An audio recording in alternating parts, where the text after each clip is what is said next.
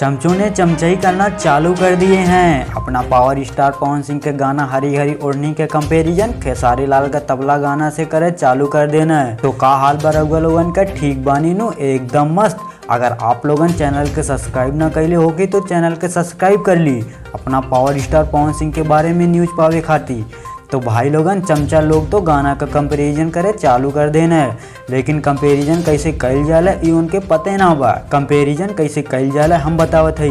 खेसारी लाल के गाना वही चैनल पे आवत बा जौने चैनल पे दबा के ऐड चलावल जात बा, लेकिन पवन भैया के गाना भोजपुरी के छोट से छोट चैनल पर भी आवत बा। खेसारी के तबला गाना सारे गामा हम भोजपुरी पर आइल बा, जे पर 8 मिलियन प्लस सब्सक्राइबर हवा है। पवन भैया का हरी हरी ओढ़नी तो DRS म्यूजिक पर आइल बा, जे पर खाली 6 लाख सब्सक्राइबर हुए। खेसारी के तबला तो 5 लाख बच गई रहा, लेकिन लाइक तो खाली 44,000 ही रहा। पवन भैया का हरी हरी ओढ़नी 4 लाख बजे में 1 लाख लाइक आ गई बा। ऐड चला के तो व्यूज आ सकेला, लेकिन लाइक ना आ सकेला। पवन सिंह भोजपुरी के सुपरस्टार हमें और रही हैं। मिली थे हम दूसरे वीडियो में। वीडियो कैसन लगल कमेंट करके जरूर बताएं।